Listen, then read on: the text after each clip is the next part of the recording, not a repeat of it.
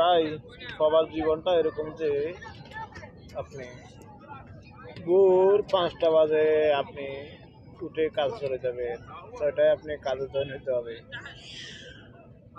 কাজ শেষ করে আপনি রুমে আসবেন কবে?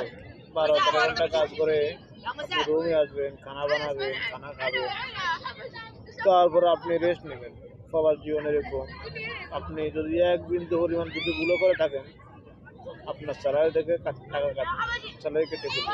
এক বিন্দু পরিমাণ ভুল থাকলে ভাই সবার জীবন এমন কঠিন, এমন একটা নিষ্ঠুরতা। আপনি সারাদিন যদি ওদের জন্য আপনার জানটা বের করে দেন, তাও তাদের মন পাবেন না। আমাদের বাংলাদেশে তো অন্তত আপনি সান্ত্বনামূলক কথা পাবেন। আপনি যদি কাজ ব্যবসা কম করেন, সান্ত্বনামূলক কথা পাবেন। সবার জীবন এমন একটা কঠিন, ভেবে চিন্তে প্রবাসে আছে আমার বাংলাদেশি ভাইরা। বহুত কঠিন, বহুত কঠিন। এখানে বাপে হুটকে সময় দিতে পারে না, হুটে বাপকে সময় দিতে পারে না। যার সময় তার কাছে প্রতি মূল্যায়ন, কারণ ঘরের অধীনে আছে।